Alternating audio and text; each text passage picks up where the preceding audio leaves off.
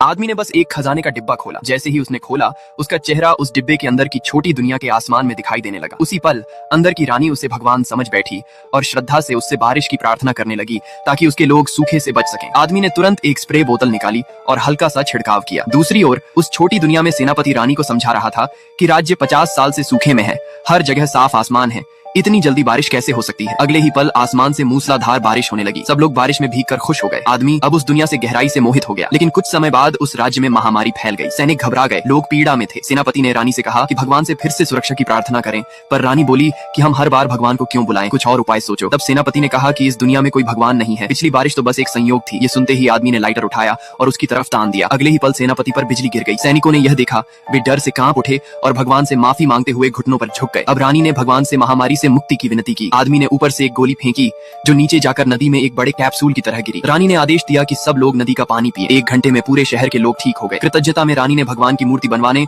और अगले दिन एक भव्य समारोह का आदेश दिया। तभी वेदी से सुनहरी रोशनी निकली और मूर्ति आदमी के सामने प्रकट हो गई। उसने मूर्ति उठाई और गौर से देखा। तब उसे एहसास हुआ कि यह सूक्ष्म नक्काशी की खोई हुई कला है। उसने तुरंत विशेषज्ञ को बुलाया। विशेषज्ञ ने मूर्ति देखकर हैरानी जताई और कहा कि वह $3 लाख देगा। आदमी बहुत खुश हुआ। शाम को उसने देखा कि रानी स्नान करने जा रही है। जैसे ही वह ध्यान से देख रहा था, किसी ने आकर कहा कि दुश्मन हमला कर रहे हैं। रानी ने जल्दी से कपड़े पहने और बाहर चली गई। ये देखकर आदमी गुस्से में भर गया। उसने डिब्बे में दुश्मनों को शहर के दरवाजे पर चिल्लाते देखा। उसने फिर लाइटर उठाया और तुरंत जलाया। अगले ही पल बिजली गिरी और दुश्मन सेनापति गिर पड़ा। बाकी सैनिक डर कर भाग गए। तो बताओ, अगर तुम भगवान बन जाओ तो क्या करोगे?